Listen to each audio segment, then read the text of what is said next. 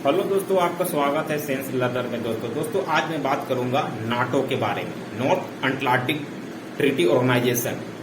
दोस्तों ये एक ऐसा संगठन है जो पूरी तरह से मिलिट्री संगठन है। दोस्तों इसे 4 अप्रैल 1949 को इसका फाउंडेशन किया गया था। दोस्तों इसका फाउंडेशन करने का मेन पर्पज था कि एक कलेक्टिव कॉरपोरेशन, मिलिट्री कॉरपोरेशन होगा। दोस्तों जब युद्ध वर्ल्ड वॉर सेकेंड खत्म हुआ, उस समय भी बहुत सारे ऐसे कंट्री को डर था कि कहीं कोई कंट्री ना इन्वेजन कर दे। तो इसी को लेकर दोस्तों 12 कंट्री मिलकर सबसे पहले इसको लीड किया अमेरिका, यूनाइटेड किंगडम, इन्होंने लीड किया और 12 कंट्री हो गए और उन्होंने एक संगठन का निर्माण किया, नाटो। और ये संगठन निर्माण करने का सबसे मेन कारण था कि रसिया के अगेंस्ट में काम करना। दोस्तों और दूसरी तरफ वार्सा एक्ट रसिया ने तैयार किया था और बहुत सारे देश दोनों संगठन से जुड़े। लेकिन जब रसिया का विघटन हो गया 1991 में, 15 देश टूटे। उसके बाद यह एक्सपेक्टेशन था कि नाटो पूरी तरह से खत्म हो जाएगा, लेकिन नाटो का एक्सपेंशन होता चला गया और नाटो एक ऐसा संगठन बन गया और अमेरिका इसको लीड करने लगा और ओपनली स्टेटमेंट देने लगा कि अगर नाटो के जो भी मेंबर हैं, अगर उस पर कोई कंट्री हमला करता है तो सभी नाटो कंट्री पर हमला माना जाएगा और सभी नाटो के कंट्री मिलकर उस पर हमला करेंगे, मिलिट्री ऑपरेशन करेंगे।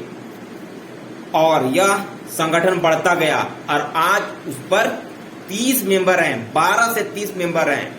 कुछ ऐसे देश हैं जो मिलिट्री के मामले में, पावर के मामले में बहुत ही कमजोर है, लेकिन नाटो पे शामिल होकर एक मजबूत संगठन के रूप से जुड़े हुए हैं। दोस्तों नाटो ने बहुत सारे ऐसे अटैक, मिलिट्री ऑपरेशन किया है जो नहीं भी करना था, लेकिन अपने बल, अपने पावर, अपने संगठन के कारण उसने बहुत से ऐसे देशों पर ऑपरेशन किया है। कहीं अब ये बोले तो आप वहां पर जुल्म किया है। दोस्तों इराक पर किया है, अफगानिस्तान में किया है, बोस्निया हर्जेगोविना में किया है, इन सब देशों में, सीरिया में किया है, काफी तबाही मचाई है उसने। और इसमें 28 कंट्री यूरोप से हैं। दोस्तों यूरोप के 28 कंट्री हैं और 2 नॉर्थ अमेरिका के हैं, अमेरिका और कनाडा। ये 30 कंट्रीज हैं और सभी का कलेक्टिव मिलिट्री कॉरपोरेशन है। और इस पर और टर्की भी इसमें है शामिल। और एक कंट्री पर हमला हो गया तो सारे कंट्री मिलकर इस पर हमला करेंगे। तो अभी रसिया ने कहा था कि जब सोवियत यूनियन का विघटन हो गया और सोवियत यूनियन के खिलाफ ये संगठन बना, लेकिन अभी भी इसे एक्सपेंशन होते जा रहा है और इसमें बहुत सारे एस्पायरिंग मेंबर हैं जो नाटो ज्वाइन करना चाहते हैं और उसको अमेरिका मिलाना भी चाहता है। बाल्टिक कंट्रीज है दोस्तों, बाल्टिक से जर्जिया है, लिथुआनिया है। और अभी जिस पर अटैक किया रसिया ने, यूक्रेन भी चाहता है कि नाटो पर शामिल हो जाए, लेकिन नाटो में अभी तक मेंबरशिप नहीं पाया है। इसी का रसिया ने विरोध किया क्योंकि अमेरिका इसे नाटो में मिलाना चाहता था और मिलने से पहले रसिया ने यूक्रेन को अपने में मिलाने के लिए पूरी तरह से काम कर रहा है। अब ये देखना है कि यूक्रेन पूरी तरह से नाटो कंट्री पर टिका हुआ था कि जब रसिया हमला करेगा तो नाटो हमारे पास आएगा, हमको मदद करेगा, लेकिन सब स्टेटमेंट देते रह गए और उसके पड़ोसी देश तक में नाटो के सैनिक अवेलेबल हैं क्योंकि उसके कुछ पड़ोसी देश नाटो के मेंबर हैं।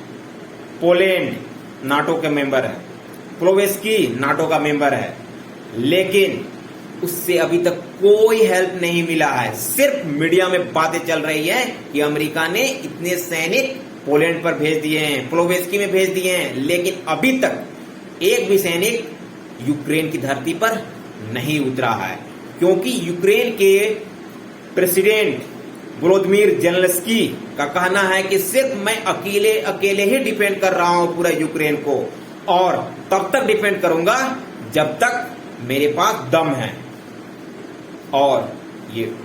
और नाटो का रेलेवेंस खत्म होते जा रहा है, इस संगठन को हटा देना चाहिए। नाटो वही देश के खिलाफ एक्शन लेता है जो कमजोर देश है, जैसे लाइक अफगानिस्तान, इराक, वियतनाम, हरजानिया वासिगिना,